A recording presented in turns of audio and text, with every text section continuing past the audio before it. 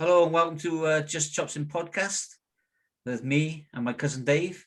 And today we've got a special guest, PK Malley. Hey! I'm no relation, by the way. I want to point out, I'm not a cousin, second cousin. A second cousin twice removed. Yeah, that'll do. Yeah. So how are you, Pete? I'm really well. How are you guys? All good? Yeah, well, maybe I've got a clot on my lung, but you never know. That doesn't sound so good. I'm all right. I'll be the fifth cousin today. You have to ask yourself, what would Chris Barris do? He would fight that clot on your lung. I'll tell you now. He would. That's what you have to think. What would Chris Barris do? It's no problem. I'll get an x-ray tomorrow, so that's cool. They'll just check it. It's just like all this pain in my chest, and they tried to look for a heart, but they couldn't find one.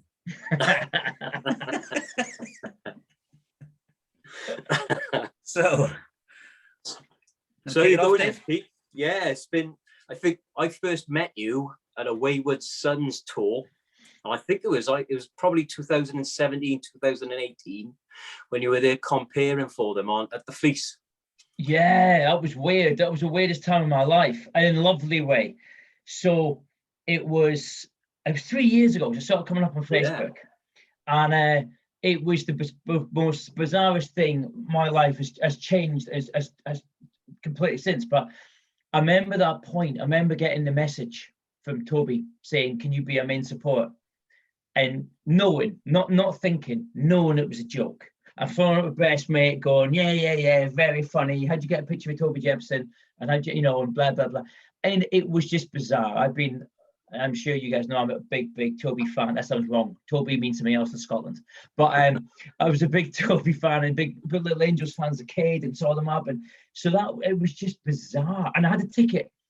I couldn't imagine ever doing a gig with a ticket in my pocket that I bought for the gig that I was doing. I didn't get my money back, by the way, but you know what I mean? Sort of strange.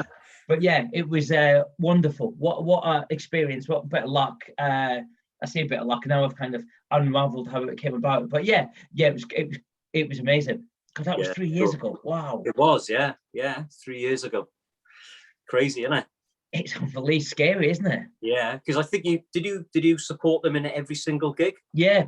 So it was so weird, right? Because now I kind of got more experience with band stuff, so I kind of know that's not normal. I was the main support for every gig. I was in the split of van with them. I was sharing hotel rooms with them. I was hanging out with them. Toby's philosophy and the whole band's philosophy was, you are support. We're doing something different. For this tour, you're part of the band. And it was incredible. And I kind of, I'm quite old. And I thought, well, yeah, okay, I've never been on tour with a band. That must be normal. And actually, now I realise that's not normal. They're just a really bunch of nice guys. Really, it was great. It was an experience that I just think, thinking, well, hold on here. I remember just going around in a split of van with a band, chatting away, thinking, how did I manage this? It was the scariest moment of my life. Some of the gigs. But then other times it was just hanging around with a bunch of, and then you forget that they're my heroes, and you forget, and it takes about an hour, and you realise they're just cool blokes. Everyone in that whole team, like Jeff and Nigel and Co, are just so cool, lovely blokes that it's all you're doing is you're going from city to city with a bunch of friends. That's what it is. Yeah. Cool. So what were you actually? Were you like doing a DJ set? Were you doing an Ed Sheeran cover band? No, it's weird, right? So I'm a stand-up comic, and that's what I do. And I've been a stand-up comedian for years and years and years. And it's this bizarrest story ever. I've always found it weird how bands, and I love my music and a big rock fan, bands don't have stand-up support acts. I've always not got it. I've thought, well, hold on. It makes sense to me. It's very little sort of equipment checks. You can talk about the band. So for years, I was emailing Wolfsbane saying, listen, you guys need a support band. And I wasn't getting anything back. And I thought, so can I give it up on the idea completely? I thought, well, I did it. And then my last tour I did, my stand-up tour was called For Those About to Laugh. I've done a few UK tours on my own. One was about teaching and one was just about whatever. But this one was all about defending the music. It was all about being the underdog. And it was all about, I find anyway, that in my life growing up as a kid, I was chatting up girls, and they were like, oh, no, you're like Motley Crue, you're like Poison, you've got a mullet, you're a metaler. And these same girls have now got daughters who shop in Primark and wear Guns N' Roses t-shirts. Yeah, yeah.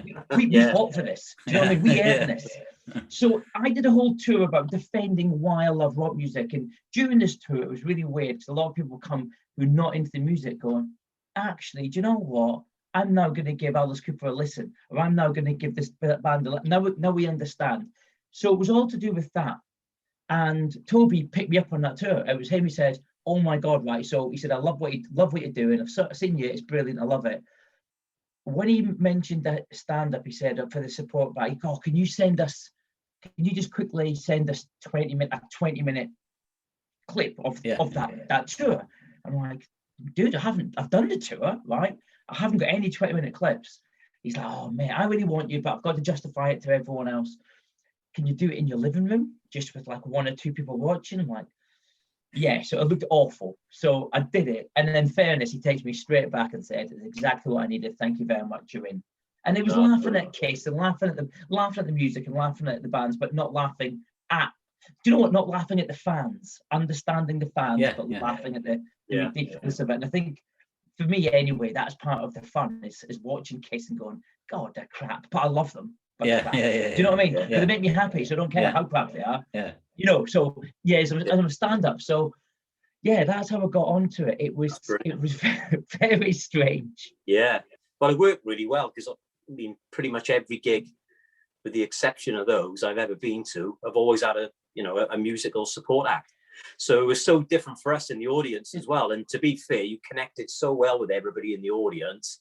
And there was a bit of banter back and forth, wasn't it? It was brilliant. I think so. Brilliant. And I think the first night I was scared, and I'm not going to lie, I've never a pump chance. I was like, oh my God, I've never, because not only have I got a bunch of people standing up, not sitting down, not only isn't it my gig, not only do I didn't belong there because I shouldn't have been there.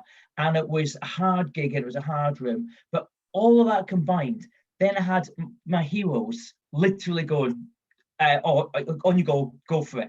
And what I did it for 25 minutes, and then the whole point was I then introduced the band and they come out. So, and I just thought, oh my God, and I was worried because I thought, God, imagine finishing that and I had these things in your head. Imagine Toby coming up to you afterwards and saying, oh man, it didn't work, it was worth a try. Do you know what I mean? That kind of conversations go through your head, and no matter how much you want to build yourself up for it, that's what happens. The first night was tough, but it was great. I loved it. It was tough. I walked back and Toby just went, yes, it worked.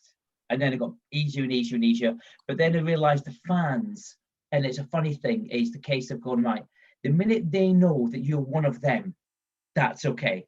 And it was interesting because the first 2 or 3 gigs I went in, because after my bit, why wouldn't I be in the crowd with everyone else? Of course. Now we do rock festivals and now we do comparing. It's like, why would I be back? I don't understand. Why would I be backstage? Do you know what I mean? I want to be with everyone else. And so a few people asked me questions, and there was like a test of like, so what's your favorite Little Angel song? Where did you see Little? And there was like a test, and the minute they know that you're a fan, it's like, oh, actually, do you know what? Okay, fair enough. It was so weird, but I get it. I completely get it. That was cool. That is cool. Yeah, because they are quite die-hard fans, aren't they, Little Angels fans? Because I've been one since 1989. Do you know what I mean? And I've sort of followed all of Toby's career, all of his music. So yeah, I get that. And I guess you get it with every other band that you're comparing for as well. You do. And it's funny because with Toby, when I was touring with him, I said to him like, I'm a big Little Angels fan. He went, yeah, okay, whatever. And that was all I said because I didn't want to look like an idiot or whatever.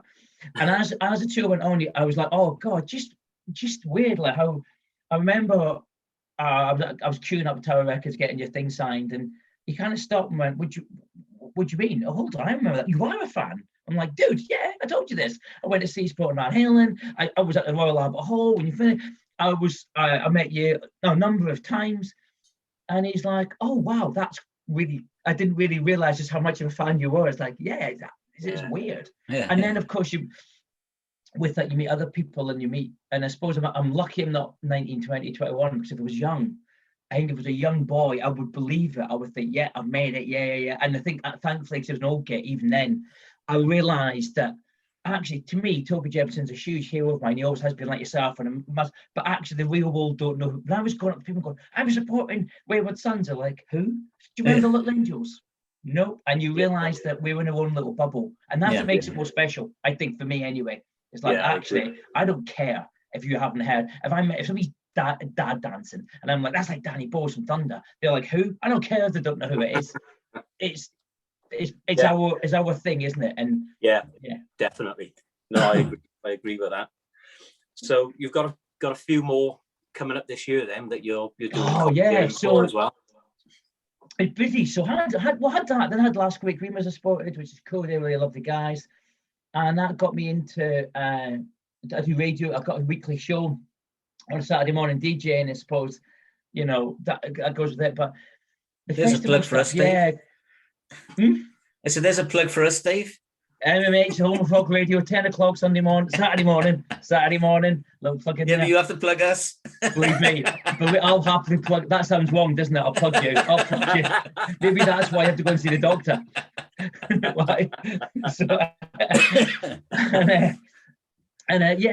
got that, and then I've got loads of festivals coming up, and the comparing business of it is a strange beast because comparing, I always like to anyway. When you compare a festival, I want the whole point of it is when you do the stand-up, it's all about me, right? Because I'm the most important person in the world, and my ego takes over. But when you're comparing, the whole point of it is you have got to get that, and the bands are great, but you've got to get them on that form. And I learned that from the Wayward Sons. The Phil was great. He was going, it's so nice because as a drummer, I never get name checked usually, or as a bassist, you never get name checked. So as a compere, I tried to kind of, even at some bands you don't, of course, some bands you're going to think they're a bit crap, but you didn't say that, right? But you can tell the ones I really love.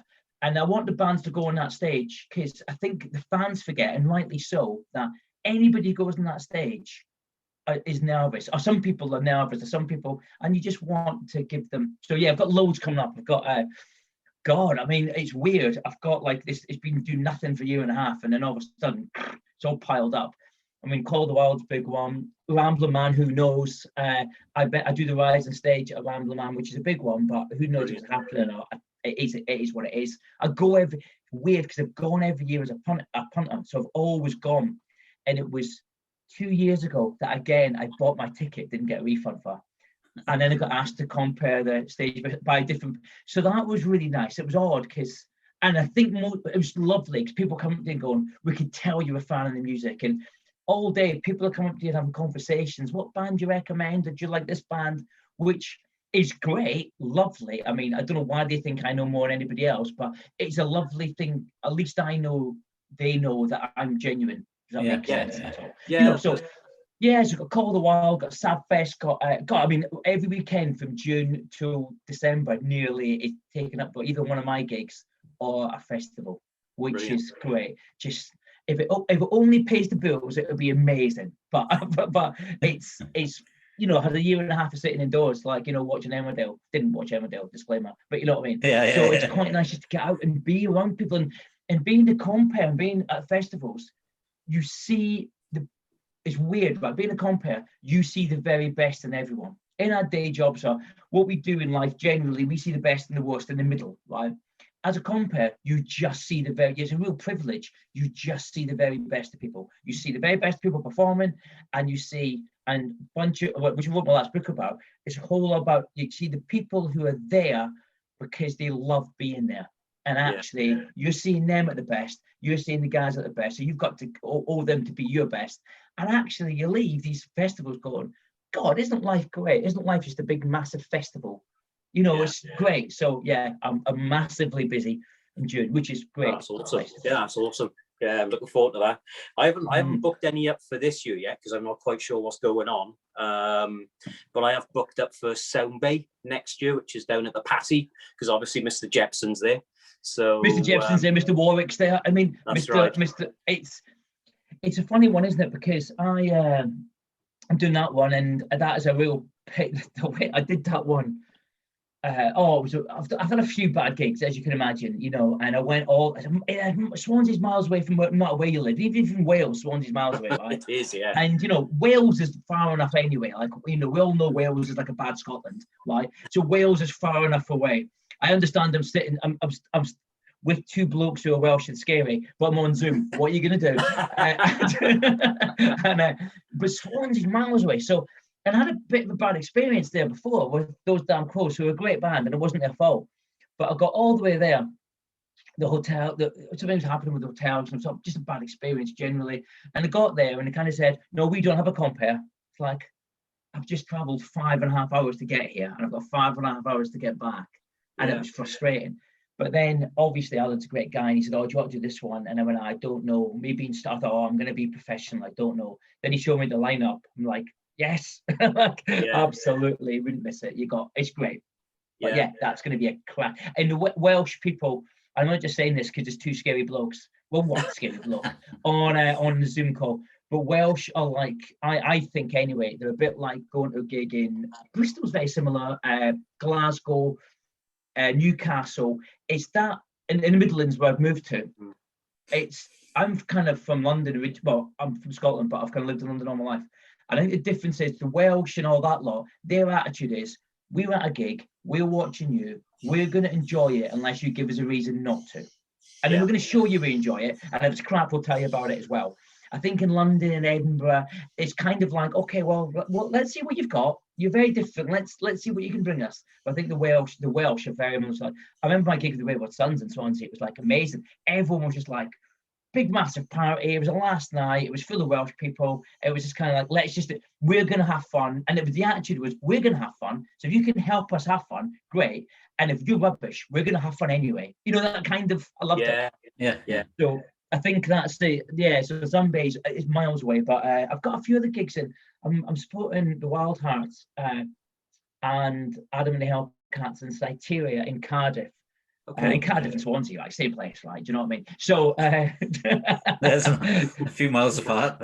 But it was, and the football teams and the rugby teams are the same, I'm sure.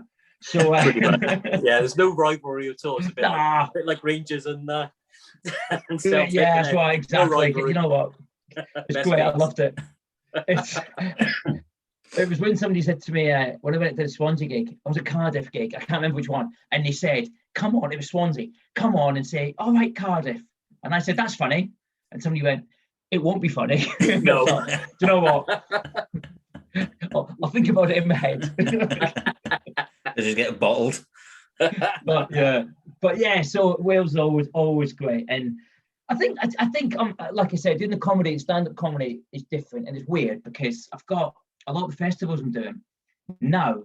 They've given me like a set to do. So I've got Walking the Ball, which is incredible, and they've said, "Oh, can you do like half an hour, 40-minute set on the Friday?" And Gravity, "Can you do a set in the morning, half an hour, 40 minutes?" And I've got Motorhead Day in Blackpool, and I'm going to do so all these sets I'm doing, they're kind of bespoke. I'm making them for that festival, so that's quite nice, I think, and mentioning the bands that are on and taking the mick at the bands that are on, but in a nice way. Do you know what I mean? So yeah. So it's going to be fun. Yeah, cool. A lot of fun, I think. Yeah, definitely. So going on to your stand-up, then, what have you got coming up? So I did see on your Facebook, because obviously I follow you. You had done a stand-up to a monitor, to a TV screen with no audience. So it was weird. Over summer lockdown, and I had my whole new tour, 6 dates or 7 dates, and the sales for the first time ever were going well. But the teacher was going, yes, they're going really well, and it obviously got cancelled.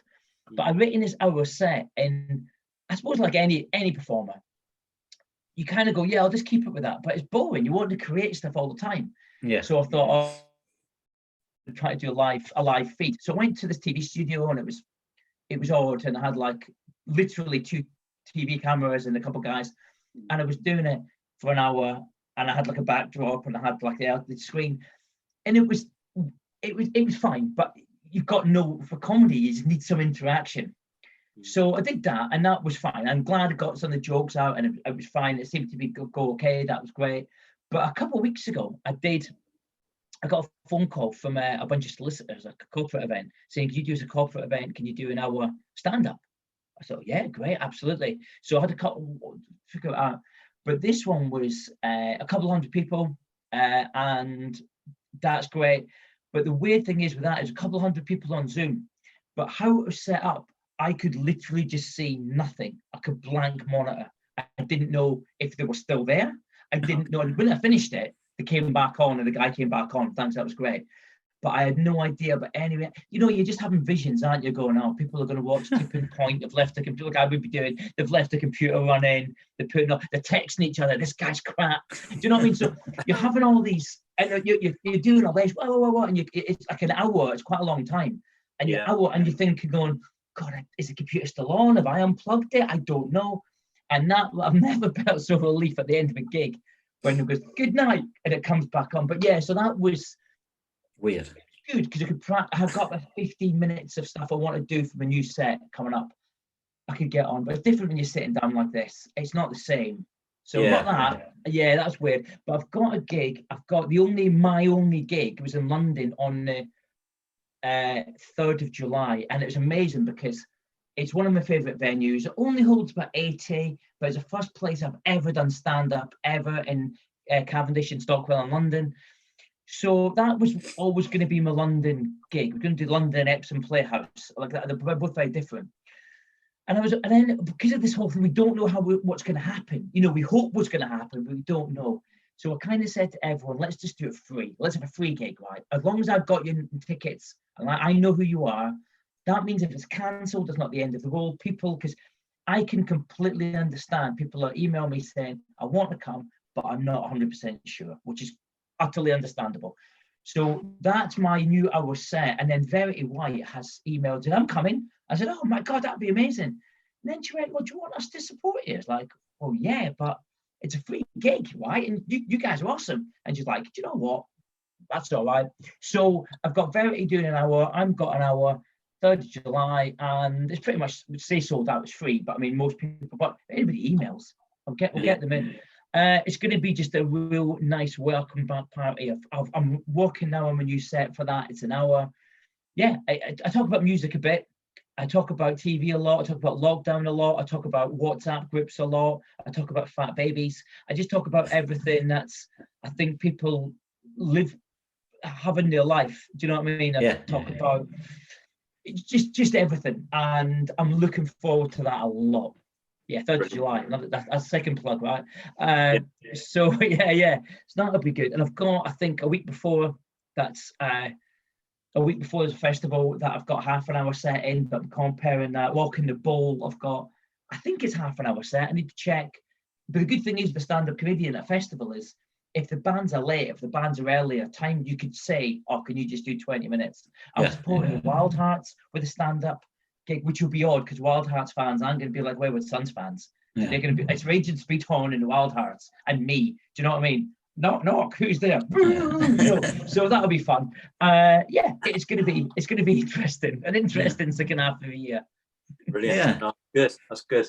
So what got you into comedy in the first place then? Do you know what? I think I was like 10, 12 years ago, whatever, like a lot of people, I like stand-up. I'm not a massive stand-up fan, as in I like who I like, and I don't live for it, but I just thought, God, I would like to do that. I would like to try it. I would like to give. It's one of these things that before I die, I always explain to people, say, I'm a man who does loads and loads of stuff, absolutely crap at everything, but I just don't care. Life's too short to care. Do you know what I mean? So I don't want. My only fear is to go on my deathbed and go, oh, God, I wish I tried that. I wish I tried that. You know, and I'm not talking about adrenaline junkie. I'm not doing loads, but everything I kind of wanted to do, like bungee jumping up, I've done. But I've done probably once, and that's enough. For stand-up, I thought I want to give it a go. You know, I think I'll be okay at it. I think. And anyway, did the first night. I did it. It was an open mic night. Loved it. And I just love the fact that it takes no talent. Anybody can do it. You just talk. But I just did quite an art form. So I did it, and then I loved it. And then I did quite a lot of it. And then I went to a stage. I lived in London. I was teaching. I was running 2 nights a month, one in Croydon, one in Tooting, and I loved doing them. But like everything, it's the things, you know, it starts beginning to be like work. And then I did a bit of it, and then I went off it a bit, and I did a bit, I went off it a bit, and life got in the way. You get married, and your wife hates what you do, and things like that. And so I kind of thought, well, I'm just going to be sensible, and I'm going to be like a normal adult, and I'm going to watch TV like a normal adult and do these things. And it got to a stage I was miserable. I thought to myself, how can people do this? how can, no offense if people do it, but how can people just sit at home and watch TV, watch every single soap opera there is? And I loved the idea of sometimes on a Thursday night or Tuesday night, if I'm in Peckham or Brixton, under the arches or Kentish Town, doing a gig that may have been hilarious, it may have been awful, or may have been an awful night, or may have been great. But I just thinking, going, this is different. I'm living a little bit. Tomorrow when I'm back in the classroom, I know a half living last night. I've got a story to tell, and so I kind of did that, and then I went off, and then I kind of did a whole tour, and I loved first time I ever did a tour, and then I did a second tour about teaching, and I loved that. That was incredible. And then I was writing new stuff, and the Wayward Sons thing. I did my rock tour about 5 or 6 days, I think it was, and then after that I didn't know what to do, and that's, guys, I'm just going to that's my alarm. Okay, no problem. Put the oven off. Okay. Be 1 minute. Okay, no problem. Rock and roll. So I don't know what he's got in the oven, but it must be important. Yeah, can't burn the lasagna.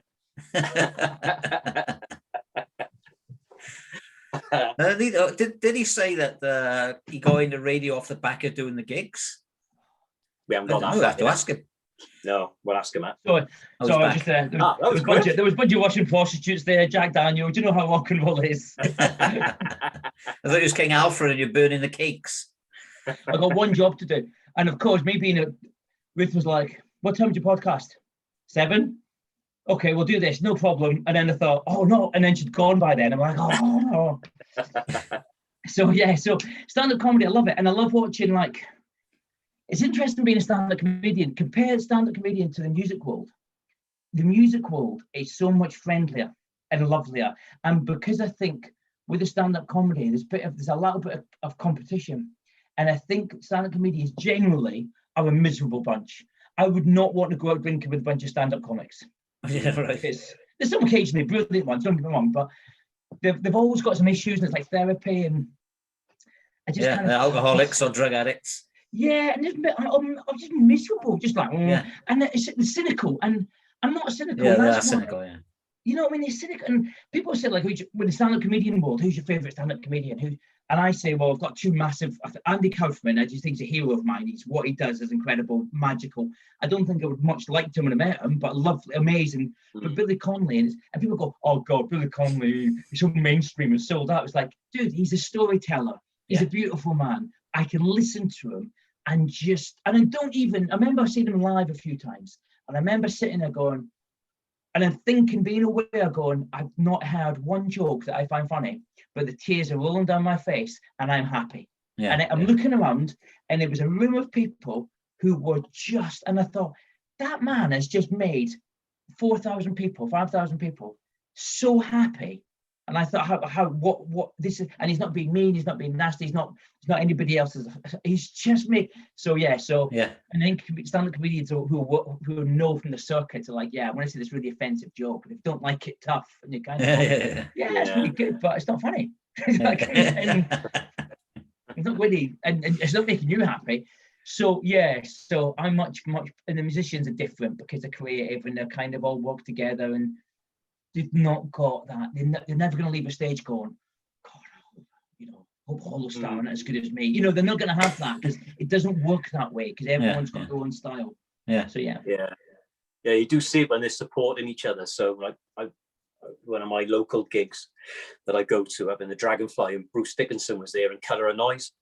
And like, to me, like, he's a massive, massive legend, and he's there helping the supporting act in with their guitars and in with the drums and stuff like that. Do you know what I mean? So they really help people, don't they? They're great. They are great. I noticed that, and I think I noticed that with the Wayward Sons. Like I said, they just that pure support of that whole, and I always think it's just nice to have. I think no matter how good you are, or how successful you are, knowing there's somebody off stage who's willing to give you a help, are willing to do something, especially with something like Bruce, who's like multi-talented. I just got a message from him about an hour ago. Moved to Shetlands. And he's fishing. Yeah. I sent me a video of it. It's like, dude, well done, but you're a better person than me. Maybe he's building a landing strip. He's like, yeah, I want to get away. It's like, yeah, okay. When you say you want to get away, I didn't actually mean you're going to move to Shetland Islands, right? But that's what he says. He does it. I mean, he's massively. He's one of these guys who is just incredibly, amazingly talented, but not just at playing the guitar. It's just being a decent human being. He's a lovely guy, but I mean, and he grows a damn good beard. But I mean, you know, Bruce Dickinson. Yeah, that's a different Bruce Dickinson. Not like, you're not like, oh, you're about Iron Maiden. Yeah, no, his beard's about as good as his codpiece. Yeah, that's right. Yeah, no, Bruce.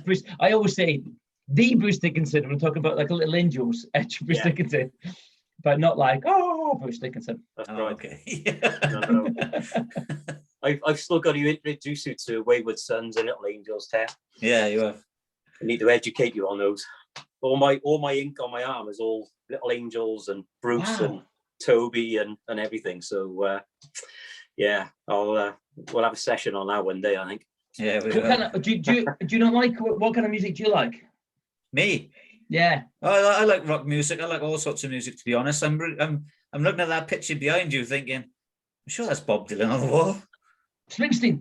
Is it? I couldn't make my mind up because from here it looks like Bob Dylan, but I was thinking Springsteen, Clemens. I'm a Dylan fan as well. Dylan, but looking at the black guy, that's probably Clarence Clemens. So it's Clemens and Springsteen. I get sometimes do interviews, and I was interviewing Hell's Addiction. They're like, I can't believe you got a Springsteen picture. He's rubbish. I'm like, I don't really camp. I'm like, oh my god, I'm a massive Springsteen fanatic. Love him. What a man. He's one of the guys I look at and just thinking, how can you? And I read his book, and I just thinking, wow, it's one of these guys. He doesn't bring out a bad album at all, and I don't think anyway. But then, I like Chinese democracy. So what do I know about music? Yeah, I'm hoping they don't play that on the tour when I go to see them. Yeah. If there was a band then that you really wanted to compare, either alive or dead, who would you really love to introduce on stage? Oh, wow.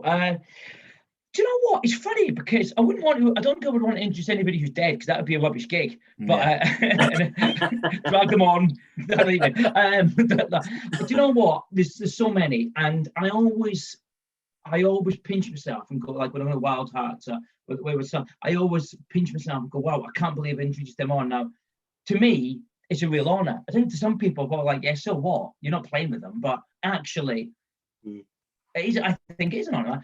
Who the best God? I think Springsteen would probably be my go-to. I'm a massive Springsteen fan. You know, bands like you're gonna laugh at me, and you probably cut the call off, right? And if anybody's watching this, they'll probably end up cutting off. So I'm gonna apologize, but now I'm saying it, I can't go back on my word, right? Now what I'm gonna say here is, I'll tell you what, I can see already the button's gonna. If you say Coldplay, it's going off. I feel like I'm in confession. I'm a massive Chicago fan, right? Mate. Okay. And I know they've gone kind of up and down, and I get that. And so I got into them when they were like rubbish, because that's what I recognised.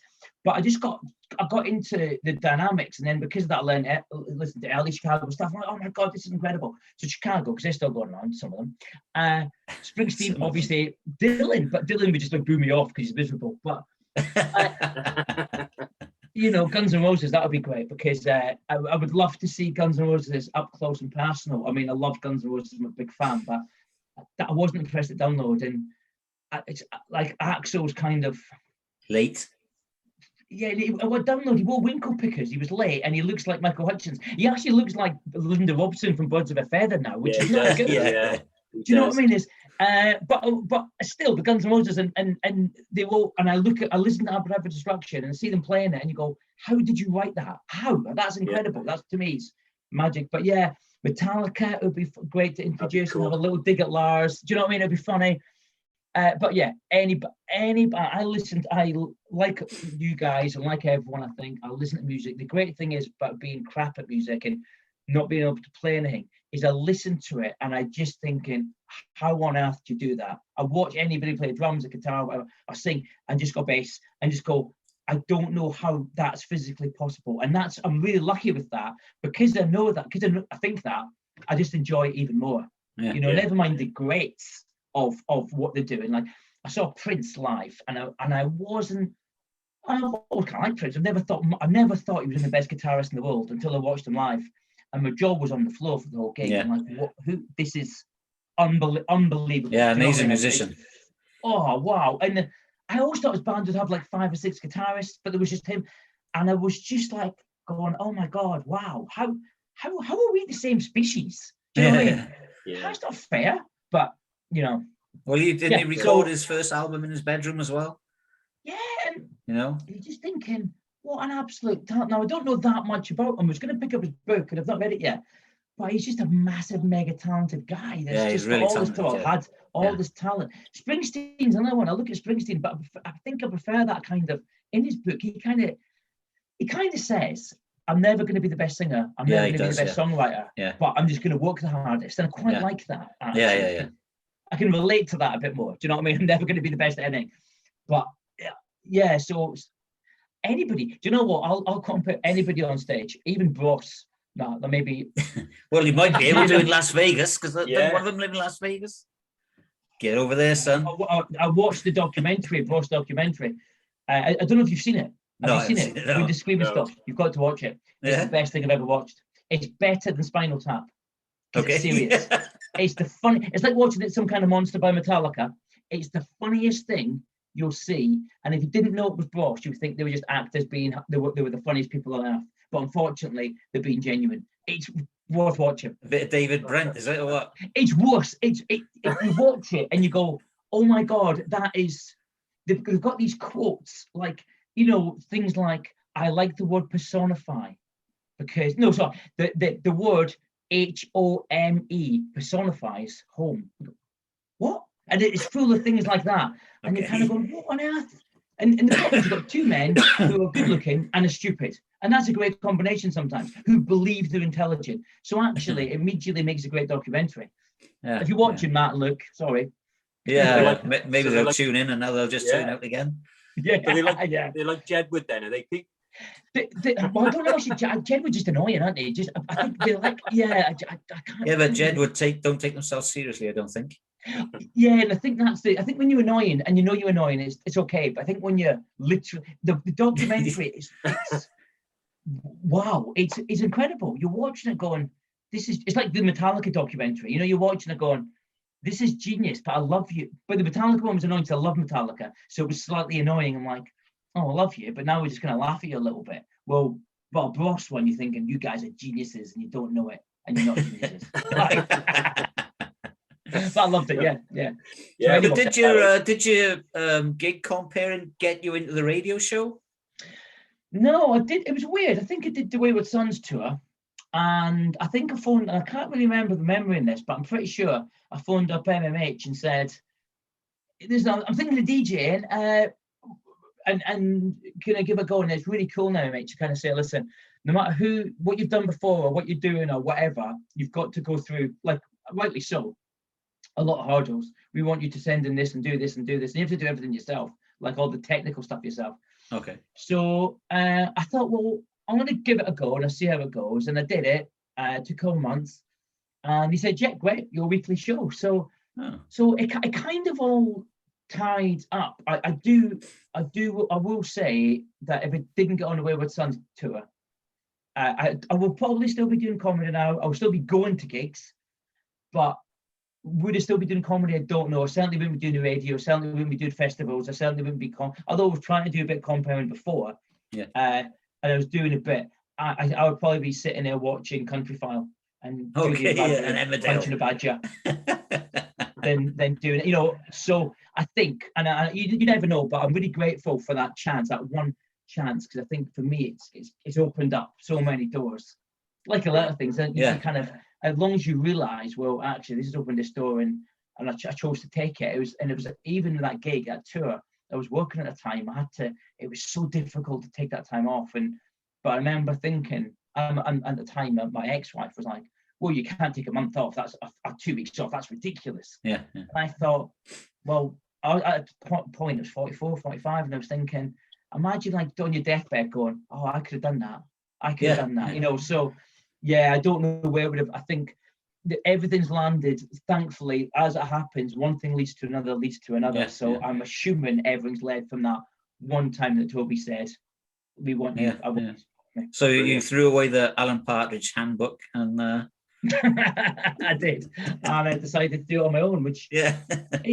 I'm very lucky because I'm doing what a lot of people come to at festivals and stuff and say, listen, do you know what, you're an author and you've got your radio show and you stand-up comedy, God, you've got such an easy life, and God, we ain't living with that. And I kind of want to go, so do I. Do you know what I mean? Yeah, exactly. So do I. Unfortunately, I do all that as well, but it's great, and I'm very, every time I'm on that stage, I'm kind of very grateful because I'm aware that anybody could be on that stage, but I'm just maybe fought that a bit harder or nagged that a bit more, you know what I mean, to get on there. So, and with that bit of luck, these tiny bits of luck, you have to grab them, don't you? Yeah, that's good.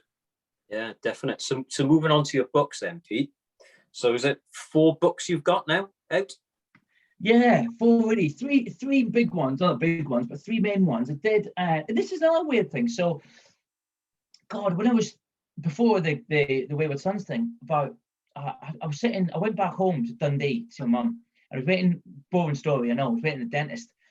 And I saw an article in the magazine, Scottish magazine, and it was about gravediggers and body snatchers, and I kind of knew a bit about them, but I wasn't that bothered. And I read the story, and I looked at it, it was true, and my book says this in the book, and it was body snatching was such a big thing in Dundee in the 9th century that one kid died at the age of 14 years old, and the dad wrapped him in kind of equivalent in gunpowder. So when the bodies got dug up, it would explode. Okay. Like, dude, why don't we know about this, right? That's amazing. Yeah. So I wrote, when I got home, I wrote like the prologue of the book, and that was that. And then I wrote a book, and I had an idea, and so I wrote a book called Resurrection Mill, which is probably here because I'm such like a media whore. Yeah, it's like conveniently placed. There you go. And I wrote that, and then when I was in the Wayward Sons gig, I said, I brought like 50 copies with me, and I said, I feel cheeky, and Toby's like, yeah, great, sell them at a gig. I'm like, yeah, they're not going to be, I'm not going to sell them at a gig. Now, for a book, you get about 50p a copy. If you buy them all on yourself, you get about 50p a copy. So I was throwing out the crowd, handing them out, yeah. And at the end of the gig, I'm like, oh my God, I've none left, right? I've actually been selling them, and I've been giving half away. And that was great. But then as the music industry went on, I kept on doing more. And I shouldn't have been, but I was slightly embarrassed going, like, I'm a stand-up comedian and I'm talking about rock music, and my book's about grave digging. There's no, this kind of doesn't it? And there's a story to tell. So what I did was, conveniently, this is the author's copy, look, I wrote this called The Call. Now, this was kind of frustrating because I wrote a book about one of the new, I hate the term new wave of classic rock, but you know what I mean, like, the term, you know, a new band, a new classic rock band. And it was all about them, called Raven Black Whiskey Stone, because every single band has to have either Raven Black Whiskey or Stone in the title, I've realised. And it was about them trying to make it, and ended up they were getting a dig at Call of the Wild. So I'm thinking, right, I've got a book that's set at a festival that I'm comparing. This is genius. I can give it to people. They'll sell loads. The bands can take it. They're all in it. It's great. And of course, the pandemic happened, so I had to sell it online, and the festival changed, obviously. So it is what it is. So that was a call, and that went down really well. People were like, "Yeah, it's really funny. We loved it. That was great. It was a comedy, so that worked better." So that was good. And the third one I wrote, which I did write, but I didn't write, is this one here. Like, it comes at a price. And this one really was a book I did, a novella, I suppose, short story, just based on the Rocket Dolls album. I listened to it, I had an idea, and then I've kind of said to everyone, anybody else has got some writing that's based on this album, we can all put it together. So that was there. And then, like I said, I had an interview with the radio, and I'm talking to all these really cool people like you guys, and I found it really inspiring. I'm like, oh my God, this is really inspiring. Everybody who creates music or creates anything is amazing, because it saved me every time I go to a gig, play anything, right? Comedy, anything, read a book, I get slightly inspired. I'm like, yes, what can I do? So I wrote this book called, imaginarily called Inspire. And I interviewed people. I thought, well, I've got access to people like Ricky Warwick and Nathan James and Nick Warstall from Wayward Sons. And I've got access to these people, the Verity and Carly Joe in Australia, and the guys from Big Country. So why don't I use it? So it's all about me talking to them about what inspires them. And the whole thing is about, really, I always say, the whole point of it is, if you've got a guitar, if you've got a bass, whatever, pick it up and play it. And it started off with, I met a mate of mine who's quite young, well, compared to me, he's quite young. And he said, oh God, I wonder when you'll make it. And I said, well, you know, I've just did a gig and there was 122 people there and they all had a great time. So I think I made it, right? Yeah. And he's like, yeah, but you know what I mean? And then in the same conversation, I had a t-shirt, I don't know who's, can't remember what band it was. And then, what's that band? And I said, oh, it's blah, blah. And he said, oh God, I watched the X Factor. The bands that you like, they should make it. And I thought, what do you mean by making it? And then it got me thinking, and people obviously now, and I speak to kids at school, and they say, a lot of kids say, what do you want to do when you're older? And they say, I want to be a YouTuber. And you go, okay, why? And they go, because you're going to be really rich. And you go, what do you want to be rich for? And they go, so we get loads of followers. Why do you want really, well, and it goes round in this, nothing's creation. It's just, no one says, I want to play music, because they can. So it's all about, this whole book's about, listen, if you go and play some your songs or you do something, it's great for you. But if you make one person in the audience forget about the divorce, or forget about money problems, or forget whatever's going on in your life for an hour, then you've made it. That's it, you've made it. You've changed someone's life. It might just be for a minute. It might completely change the trajectory. So that's what it's about. It's all about inspiring people to actually, it's not about what is making it. And actually, you guys do it, I do it. I think a lot of people, they make people, they flick on a post or they look at the podcast and it makes them happy. And they go, do you know what? You've made it because if you can make one person happy, then. Crappiest day in the world. Yeah. And it just takes that one thing to turn, you know what it's like. Yeah. And that's really important. I think that's the most important thing as a comedian ever. Just to give somebody that break, give somebody a break. That's what you're doing. You're giving somebody a break. And if they want to go off and they want to be the new Rolling Stones or the new Billy Connolly, absolutely brilliant. I'm really proud to be a part of that. Brilliant. But if I've just made them happy for an hour, 5 minutes, 10 minutes, laugh, smile, that's the key. Yeah. Well, I watch my own videos and I think I'm hilarious. So my girlfriend beats me up about it all the time. I've seen that was the late night ones, just chaffing. Yeah, it was good. Yeah.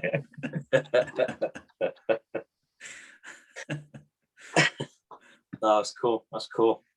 Yeah, I like that. I like that. I like the idea of that. I like, to be fair, whenever I've really missed the music and the gigs and all that sort of side of it as well. And like you said, you know, it gets you away from everything for that hour, and you know, it is good, isn't it? It's awesome. I think that's what we like about festivals. I don't know about you, but I love and I've always gone to Donut since '91 and Download.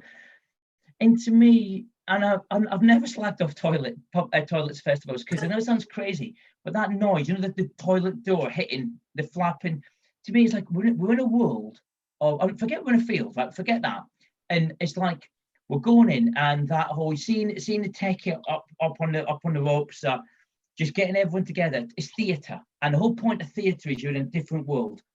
And I love, you're in a festival for 3 days, you've got great music, you've got great company. I thought I'd miss the gigs a lot more, but I've realised I don't miss the gigs, I miss the people at the gigs. And even if you're not talking to them, just surrounded by people. It's like football, but you're all supporting the same team. And it's not Chelsea, because you know, it's all great. So I think that's the key. I think I missed that, and it's a special thing. It's and I don't think people. I always think when you're at a festival and you're putting up your tent, and you have that when you put up your tent and you've got that first beer after your tent.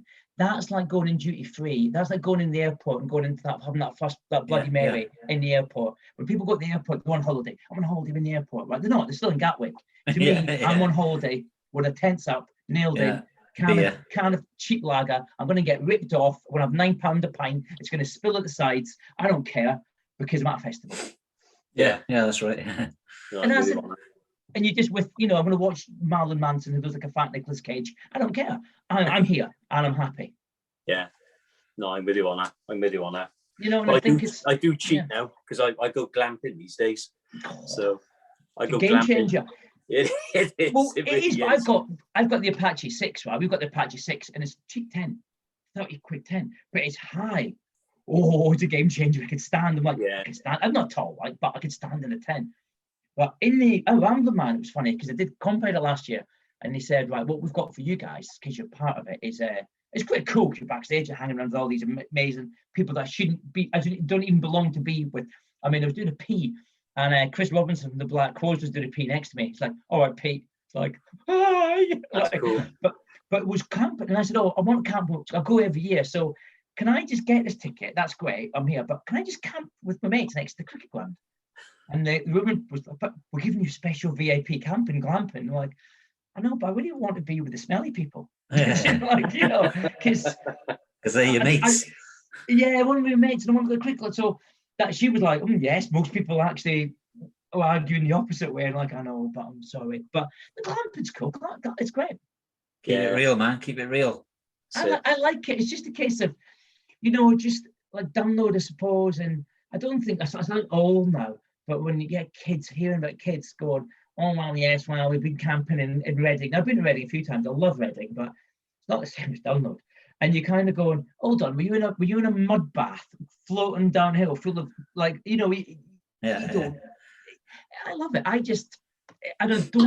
think I can completely understand why people would think it's horrific, but I think until you know what it's like, and you know, like download, I look forward to it every year. I don't care who's playing. I don't care if it's not Maiden, it's Biffy. I couldn't care less. I'm there with my mates, same people who you see every year, and I'm paying overpriced beer. I'm buying just, I don't know what, spam burgers. I don't know, but I don't care because it's fun. Well, you're from Scotland, so spam burgers go down well. Oh, I can't eat a bit of spam. Deep fried spam. Right, yeah. Next to the Snickers and the Mars. Oh, God. Do you know what? When about 10 years ago, I went back home and I went to chip shop and said, "Have a deep fried Mars bar." And they went, "Oh, sir, we don't do deep fried Mars bars anymore." I said, "Oh, that's a shame." And they went, "We've got Mars bars fritters. Which are deep fried Mars bars?" So okay then. Oh man. But, so yeah, I miss it all. I miss everyone. Yeah.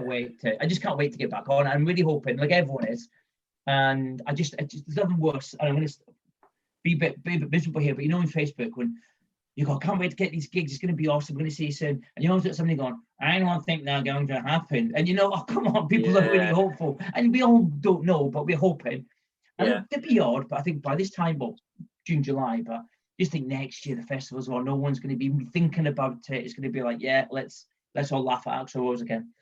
Yeah. Well, I've been transferring all my tickets from 2020 to this year and stuff.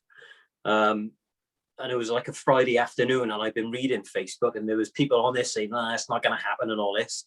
So I ended up cancelling my tickets for Planet Rockstock in Treco Bay, and the missus was like, "Oh, are you sure?" And I was like, "Oh, I've had enough." And, you know, we're laying out all this money, and we're not getting to these gigs and stuff. And then immediately they started announcing who was there, and I was like, "Oh God, get back on the internet to buy them." And I haven't been able to get any tickets for it. So you're joking. That's rubbish lineup anyway. Oh, it's a great lineup, isn't it? I don't want to rub it in, but wow, Anthrax to me. Well, I'm an Anthrax fan and Therapy, so. Therapy are playing, are they?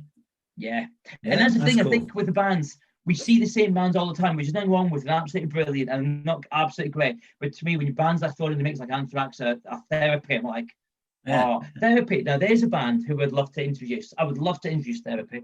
Mm-hmm. A huge Therapy fan, and I've never met. There was a weird one. You know, in some bands you kind of mingle and you get to know, and in other bands you've never I've never met Television. I love Shutty, but not with many more. But it's weird actually. Therapy are the band who I've always loved because I've never quite sat. Therapy have never quite sat where they should sit. Yeah, the metal or the punk. Who cares? They're good. You know. Yeah. So, can't beat a bit of Therapy. Can't be a bit. Look, I tell everyone this is the Therapy question mark. It isn't. What it is I was 18 and didn't know what tattoo I wanted, but. If I ever see the guys from Therapy, I'll tell them that's it. I gotta leave a minute. I'll be back now. He's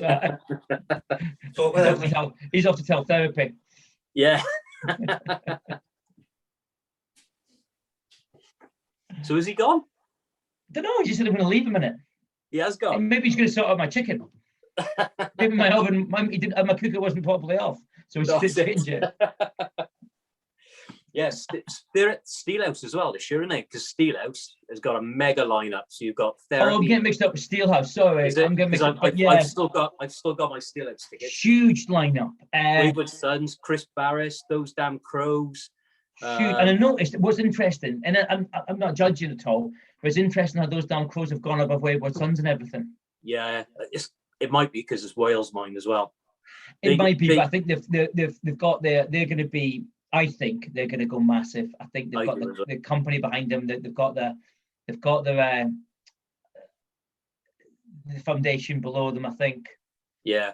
I think they of all the bands we deal with, I think they're the ones that are going to. Yeah, they are a class act because they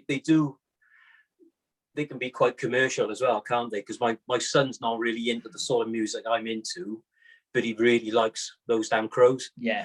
So I think they can appeal to a much wider audience than perhaps some other bands. Yeah. I think that's the key, isn't it? It's a real the whole. Like, I love my music, I love my rock, but I think I can understand that people. I loved it when I was growing up, and I question it. If you didn't love it when you were growing up, I wonder if you would like it now. I don't know. You know what I mean? I think some bands. I think Chris Barris is different because Chris Barris is that bluesy, rock, southern. You know. Yeah. But and you've got that. I'm slightly like Outlaw Orchestra, slightly different. But I think the classic rock stuff. I don't know. I love it, but I know I loved it when I was 14, and it brings me back. Yeah, and I'm the same. So I'll chuck on a Little Angels tune, and I can be back in my Mark II Escort at 18 years of age. But that's the thing, isn't it? And I know they're not very good, and not Little Angels. But sometimes I listen to Whitesnake or Def Leppard or whatever, and people go, "This isn't very good," and you go, "I don't care. I don't care if it's not very good." It's like Chicago. I know Chicago 17 is rubbish. I know that. However, it makes me happy. It's like Maiden. I'm a massive Maiden fan. And people say, "What's your favourite Maiden album?" And I'll always say Seventh Son, because it was the first two I saw them on. And I go, "Yeah, it's not as good as Number of the Beast." I go, but it is to me. I understand what you say. I get that. But to me, it's a time and a place. And Metallica is the same. You know, I think it's interesting. I think that's a great thing in music. It's where you were in your life when I remember queuing up for the Black album at Outprice. I remember just buying Innuendo by Queen and No Prayer for the Dying. I remember buying the album and sitting on the train and just looking at the cover. And these things are special, you know, I think it's special. Yeah, definitely. Yeah, I was going to say that was my favourite Maiden album because I actually saw that was my first ever live band I ever saw was Wolfsbane and Iron Maiden in the Newport Centre. And, that's sort of stuck with me forever. And, don't bring your daughter to the store. Wolfsbane. Love Wolfsbane, and that's the reason, because I remember being across that bitch barrier, wherever 15, just thinking the excitement that, and somebody mentioned it before on TV, I think it was, and it was this morning. As a fan, the excitement of when a band comes on, like 10 seconds before they come on, you can't describe it. I love it, and I think you can get it on other things. I get that, but to me, it's pure theatre. And that's why I didn't love the indie scene, the kind of meandering on like they're too cool for it. I'm like, I want theatre. Kiss might be not everyone's cup of tea, and I can understand all the complaints. But I'll tell you what, they'll come up. Well, maybe sometimes they'll come on with a bang. You know what I mean? But made that the No Prayer for the Tour. That was a blaze, but Wolfsbane and and that's it. You just got to remember. I remember listening to Live Fast, Die Fast. And I remember my mate listening to it going, "We're going to go and see them next week," learning every song. Yeah. You know, and I think we've missed that with Donatin because I think every band used to get every single album of tape. And even bands you didn't really like, I remember just listening. So all day you knew every single song. And that was special. Yeah. Definitely. Yeah, definitely. Yeah.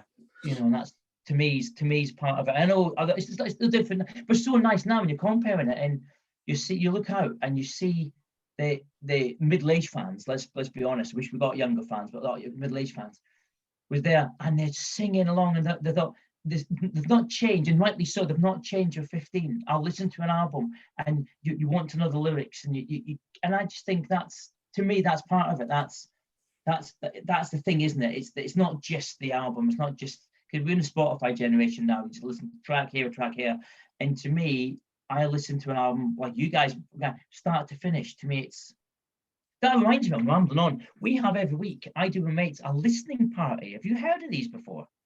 No. Right, it's amazing. So I thought it's going to be crap. I didn't get it, but we do it every week. There's 6 or 7 of us, and every week one of us chooses an album. And what you do is you're on Zoom chatting for about 20 minutes, and then you put the cameras off, and at the same time, you all play the album, and you all listen to the album start to finish. And what you realize is that a lot of people, my mates, don't listen to albums start to finish. I don't have time. They've not done it for years. And you listen to albums you don't particularly, I would particularly listen to normally. So you're thinking, going, okay, so last week it was Queen 2, and I thought, oh yeah, I know Queen 2, but I actually didn't know as much as I thought. And you just listen, and you're forced to listen to an album, and it's amazing. And I'm discovering stuff that I never even knew existed. So that's cool. Yeah, no, they're really interesting. They're quite, and you don't have to be stuck. You can actually do other things and listen. Yeah. You know, Nick Drake. I don't know anything about Nick Drake, but then we put in a Nick Drake album, and I'm like, oh my god, this is really cool. You know, it's yeah. So what did you teach then, Pete? Science, unfortunately. Oh, okay. So yeah, really boring. So you're talking like, you know, you're on stage going, make some noise, and making people laugh. And even in Brixton, you're kind of all sorts. There's fights kicking off. There's doing this. You're trying to make jokes out of people. Then 12 hours later, you're talking about ionic bonding. So it's strange. Lighting your Bunsen burner. Strange time of life, and I think that's really important.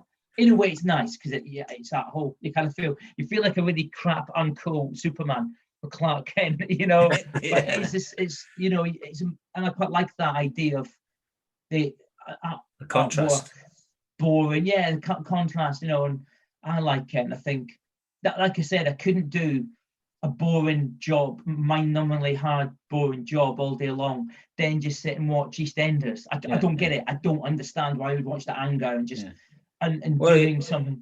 Are you still teaching then, or still teaching a bit? Yeah, you are still teaching. Oh, okay. Unfortunately, it's horrendous. And now I moved to Stoke, so I would love to do it. I wanted to do it part time. I was going to give it. Thankfully, 2 years ago, I was going to give it all up and just go try to be a professional comedian. So I kind of set myself up, and I'm willing to take that gamble, and it was good to go. And not thankfully, but then I thought, oh, I'll give it a bit, and then the pandemic hit. Yeah. So that was a massive bit of luck, because I don't know what I would have done. So that was lucky. They were working all through the pandemic, but yeah, still teaching. So I'm just getting to age now that I'm too old. I'm too old for being surrounded by stupid people, and I just it's hard, and the kids are tough, and you're just too cool for school. That's what it is. It really is. I would do it. You know what? I'm the most uncoolest person in that school, but I just don't like hard work, and I don't have. And I hope kind of nobody's watching. Don't worry, nobody's watching. But you know, that kind of people say, like, I go in and people say, oh yeah, but you should go home, plan lessons and ionic bonding and start having these conversations. And they're young and they kind of go, but they don't care, you don't care. And actually, they're quite nasty environments. Not the kids, it's the higher up. And it's just a weird, it's just like you get to a certain age, you realize that once you realize that you're not that important, if you left, nobody would miss you. And it sounds awful and grim, but it's true. It's quite nice. You kind of go, oh, I feel a bit better now. And you've got these youngsters who are desperately be the best. And I was that one, I was going to be the very best. I'm going to work 20 hours a day. I'm going to be the very, very best. And it doesn't get you anywhere, because I always think, Jim Carrey once said it, if you're going to fail at something, may as well fail at something that you love. Yeah. You know what I mean? So, and I don't want to be that person who works 18-hour days, slogs his guts out to give the best lesson on crude oil I can. And I go to bed at night and go, yeah, okay, well, I love doing the pastoral stuff, and I was head of sixth form and I loved all that stuff, but yeah, I don't love science. So I gave it up. If you're watching, I love you. But so have you ever had any of your students come into any of your gigs? Yeah, once years ago. Now we know the story. It's okay. But what I was doing is I had a solo gig. It was like an hour show, and there's a bit in it. I'm not offensive, but my language can be quite colourful. And I just saw in the crowd. You can't really see the lights, so I couldn't see. But I saw this like year 9 girl sitting there, and I thought, and then I panicked. I thought, oh my god, if she's here, who else is here? Oh my god! So I carried on, and it was fine. And then as I came out, the dad was there. I never know him quite well. And he said, oh, I'm really sorry. I tried to catch you before. I'm really hoping you didn't see us. But I'm a musician. You might not knew that. And she's a musician, and I want to get her involved in the open mic nights. So this is what, and she knows you performing, and actually this would be good. So, but she'll be really professional at school. But unfortunately, because I didn't have that conversation before, I just started on stage, and you're thinking, going, oh, this joke involves a C-bomb. No, This is the end of my career. And the other time was I was in there, the kids said to me, school, sir, you're in a Sutton Guardian on the front page, sitting on a toilet. I'm like, no, I'm not. And one of them brought it out, and I was. And of course, for the kids now don't really know. I don't care. They just don't care. They're not on YouTube. They don't care. All they care about is YouTube. I find it quite sad, and partly the book.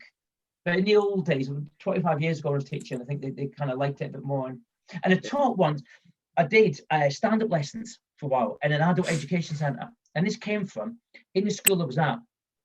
I said I'm going to offer stand-up comedy gigs at the end of Tuesday night for enrichment, and it was full of really, really quiet Asian girls who never had the chance to actually just be themselves, and that was great. So in doing so, I ran an adult education centre for 6 weeks, stand-up comedy lessons, which was the best thing I've ever done. It was amazing.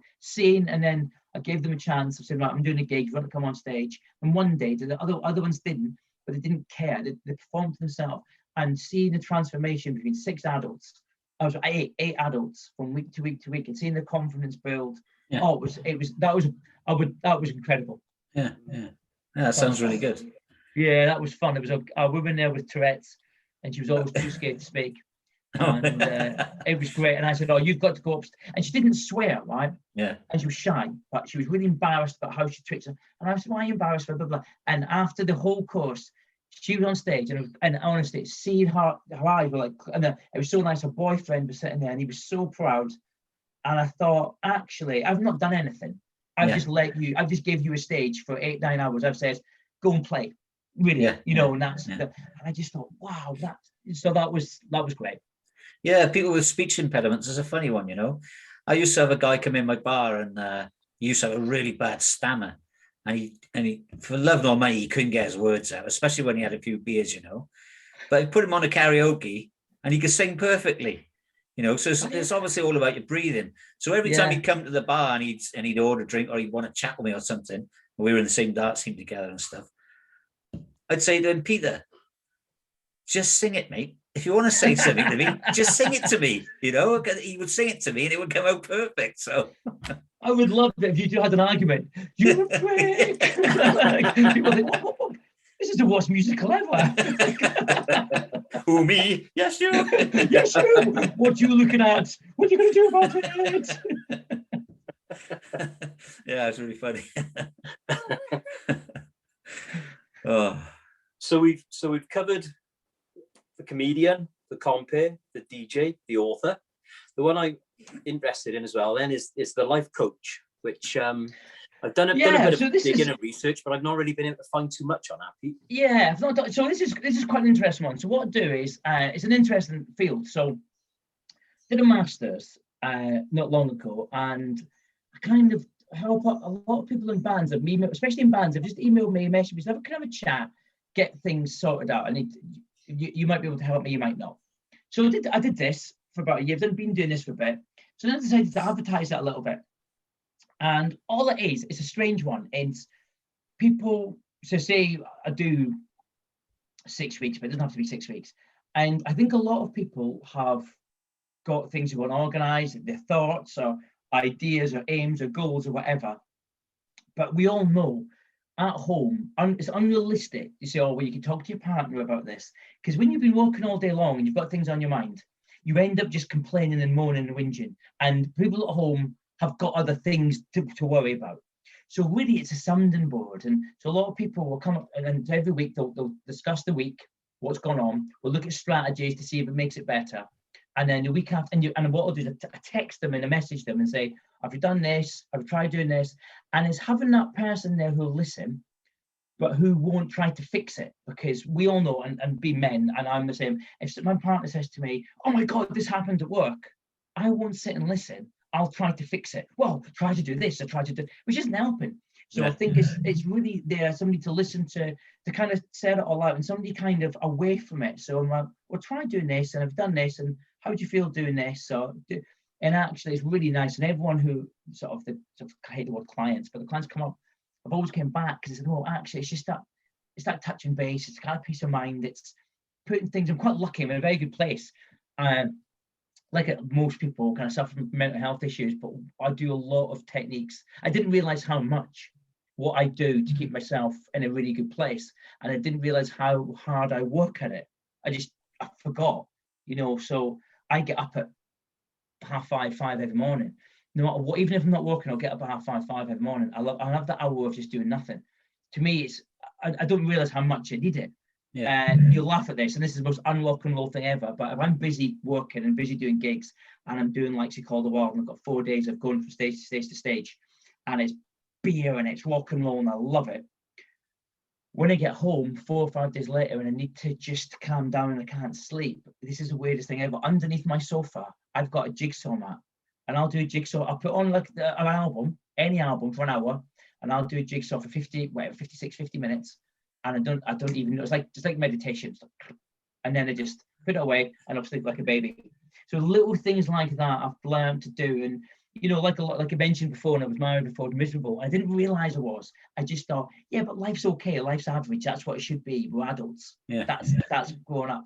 And I've realized now it doesn't have to be like that. Actually, every single person somebody dies who's a celebrity, it kind of makes you think, doesn't it? Oh my God, life's quite short. So yeah, so I kind of just give advice and try to be helpful and try to listen. And just like, look, I've got one person now. So I've said, she always said, oh my God, the week's been awful. It's been crap. It's been awful. So all right, we cocked through it. And so every day, mark it out of 10 and just message me 9 o'clock every day. So on a Sunday, she'll go, oh my God, it's been awful. It's been awful. And you kind of go, like, well, and I do this at this band as well. And I look at, I go, but I've got all your scores and all like 6s and 7s and 8s. And what happens is they've had one bad day in one bad moment. And they've just, as we do, we concentrate just on that. And we forget that everything else has been amazing. Yeah. So yeah, it's just getting that, trying to get the best out of people and trying to make people realize that there's ways to be happier. They're not easy, but there's definitely ways, and we deserve that. We deserve to be happier. We can't say, yeah, but you know what I mean, I'm nearly 50 and I've got this and this and this, and I don't really deserve to be happy. Life's tough for everyone, because life shouldn't be that tough, really. Do you know what I mean? Yeah, but people do tend to concentrate on the negatives, It's like having a crap Christmas present when you were 14. You only remember the crap one, but you never remember the good ones, It's true, and it's like the social media I've managed, and I was talking to Nicky about this, Nicky Smash about this.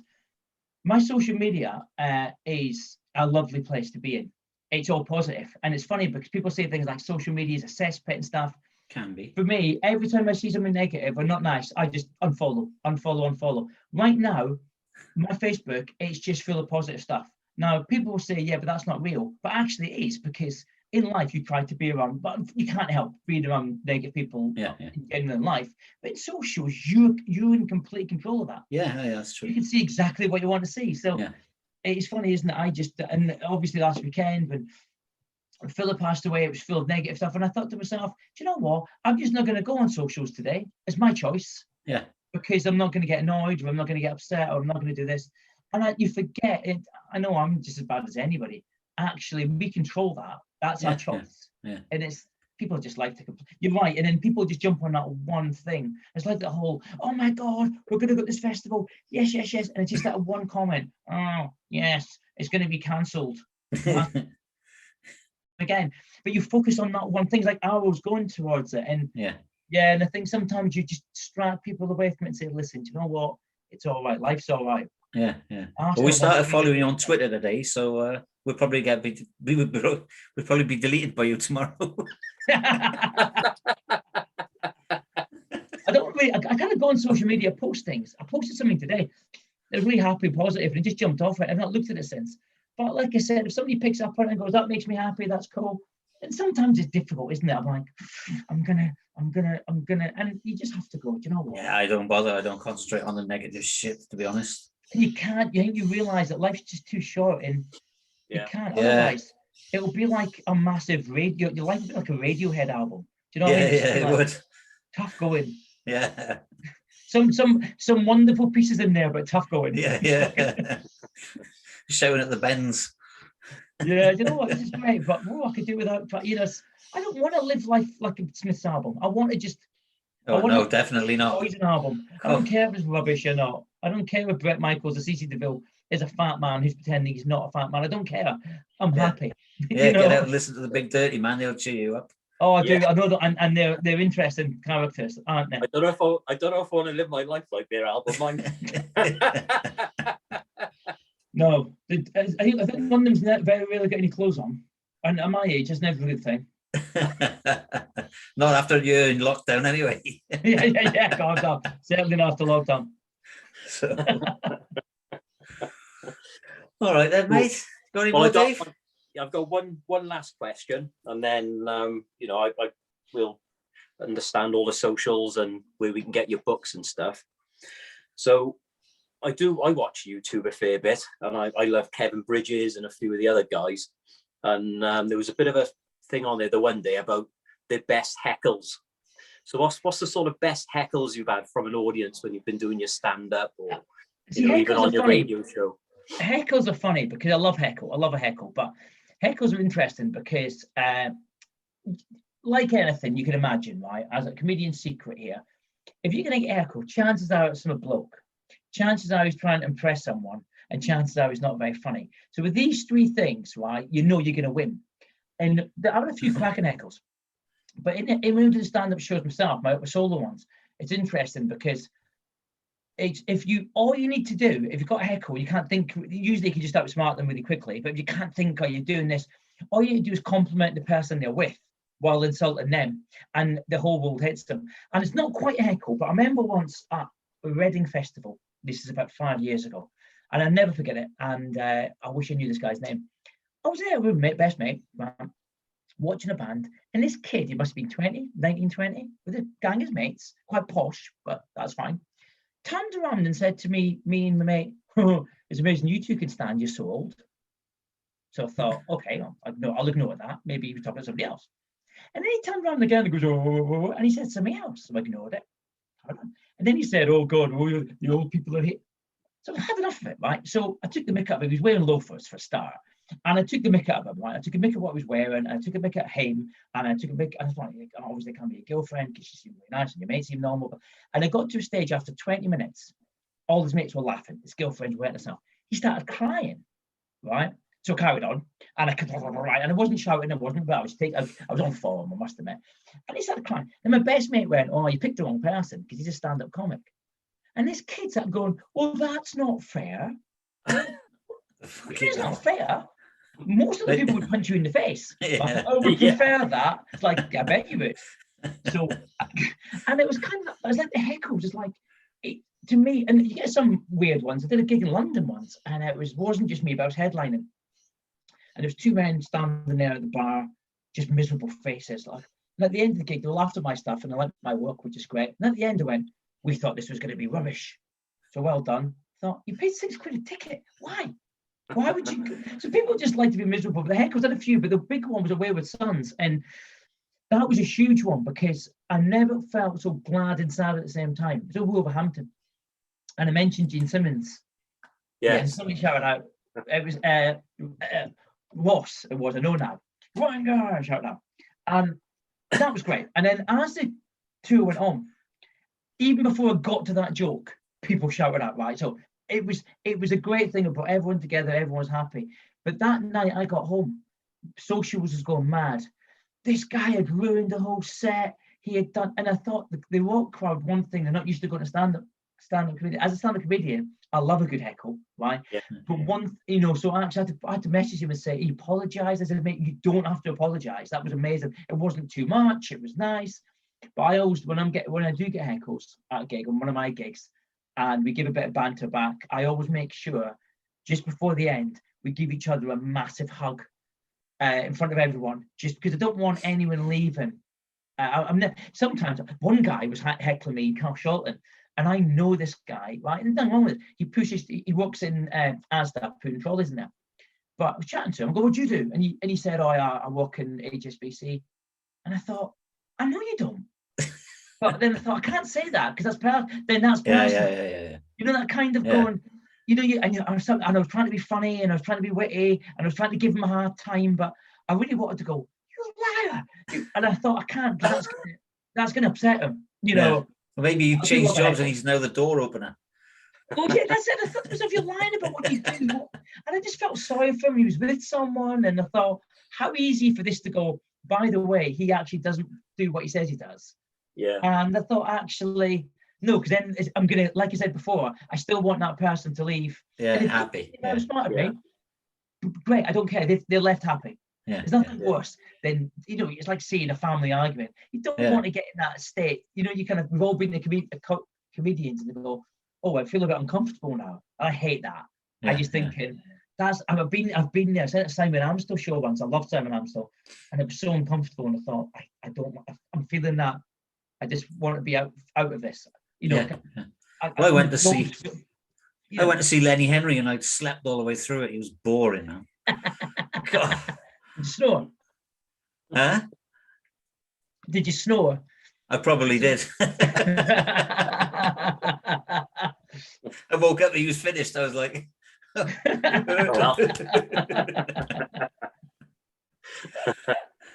Well, it's funny when you mentioned the bit about the Wayward Sons, because I'm good mates with Ross.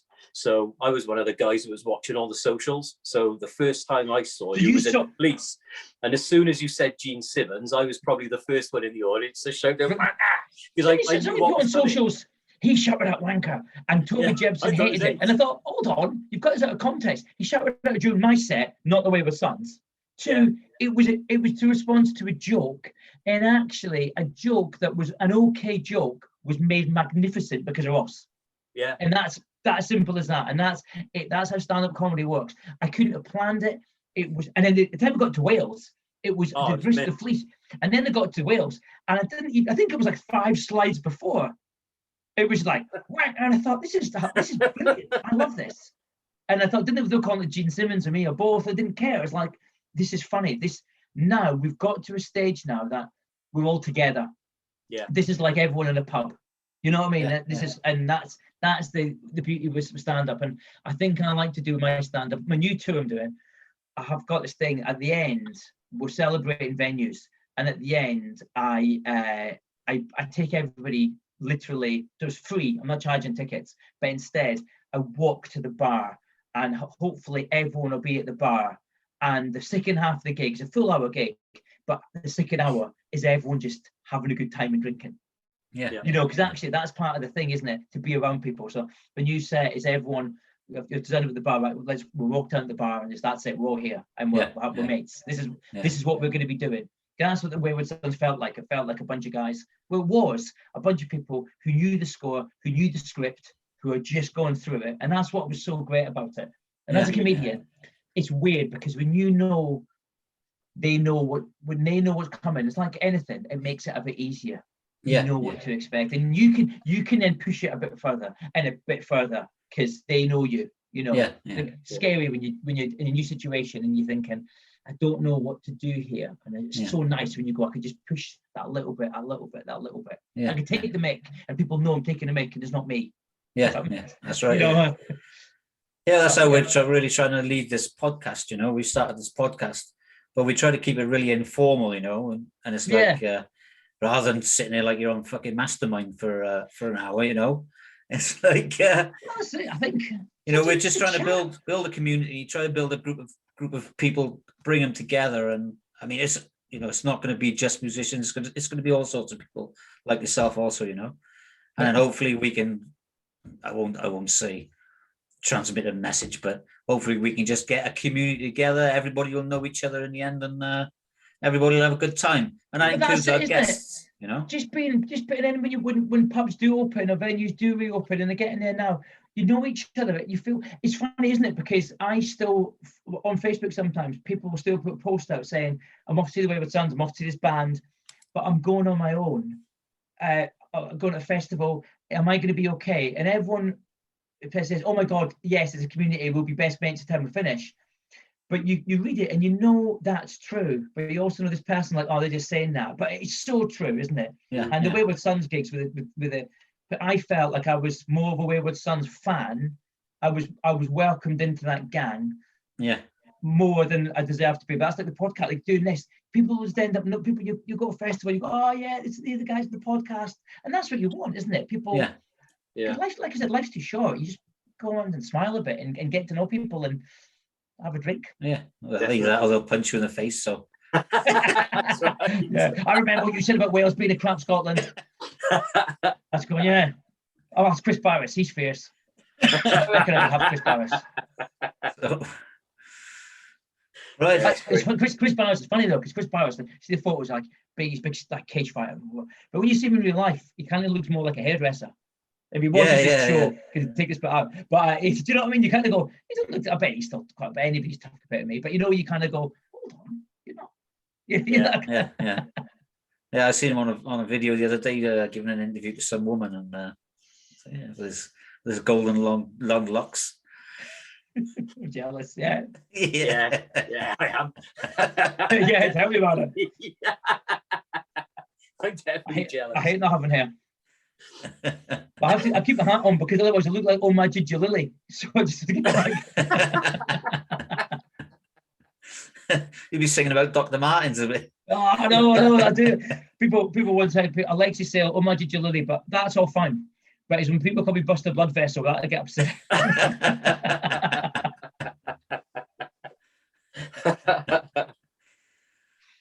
All right. Brilliant. Yeah, it's good. Good. I enjoyed that. Thank you very much for coming on, Pete. No, man, thanks for having me on. It's always a pleasure. Thank you, Pete. Really looking forward to seeing you. Give us your socials, man. Yeah. Oh God, yeah. I mean, I suppose it's the Facebook, Pete K. Malley. I'll be honest with you. Pete K. Malley. Pete K. Malley. I've got a page and I've got, well, now Facebook's changed. I just appear to have two. I used to have a page and me, but now I've just got two of me, I think.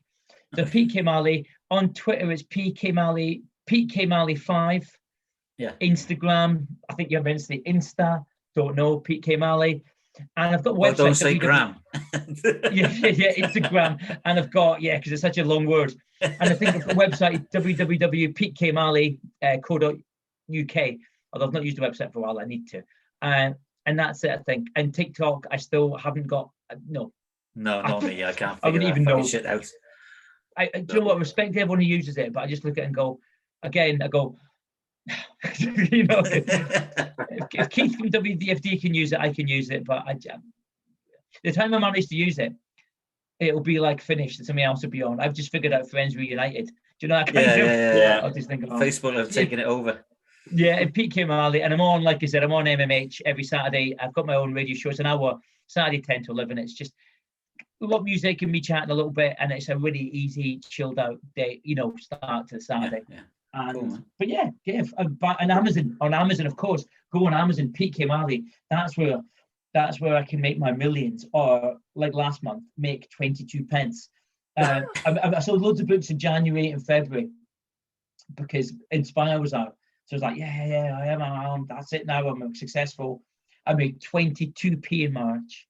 So yeah, that'd be great. Why don't you release them as audiobooks? Do you know what? That's quite a good idea. I'm a bit annoyed. I released the call. I released the call, and I called it Recall.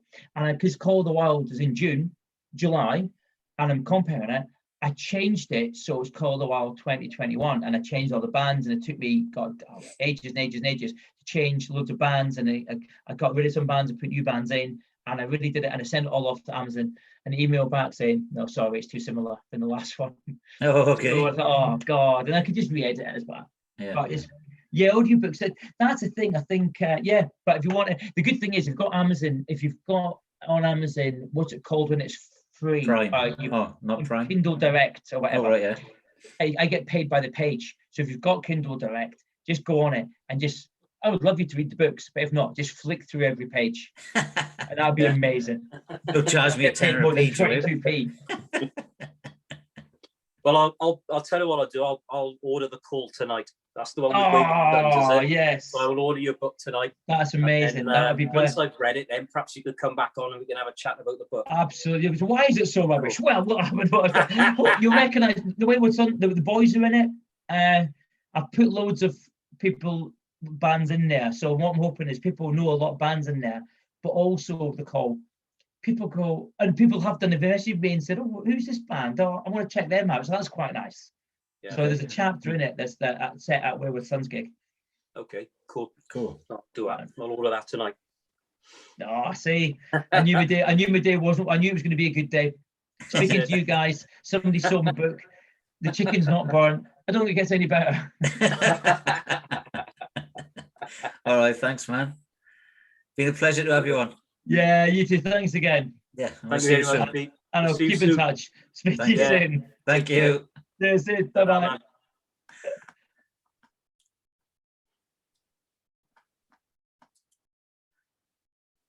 How was that, mate? Good. Yeah. Yeah, nice guy, isn't he? Yes, yeah. He is a He's nice awesome. guy. He's Right, a really just- nice guy. He said, what was nice was when I met him in the fleece. He wanders around the crowd and stuff. So Yeah, yeah. you know, whilst I was waiting for Wayward Sons to come on, then I was having a beer and a chat with him and a photo and stuff. Yeah, he's great. Really nice guy. Cool. I like. He had to nip I off and like- turn his chicken off. I had to nip off and take some painkillers. that's what it was. Is it? Oh, my fucking chest is killing me. So I was like, oh man, You got record back on. I never turned it off. Oh, did you? You're just letting me blow my nose now. Brilliant. I tell you one thing I didn't share. You are. So during the gig, Pete gave me that. So part of the Saliva. set, he was taking a mick out of the drummer, saying how much he was sweating. Oh, So he took a swig of it and he said, "Oh, that's Phil's sweat." So Okay. he threw it to us, and I caught that and I still got it. oh. So much of a sad fan I am. Like I keep everything. All right, well, I'm going to cut the record and then Okay. hang on now, because I'm just fucking useless at this recording bit. Hopefully you can learn how to edit it as well. 'Cause Hang you on. are our techno wizard. Yeah.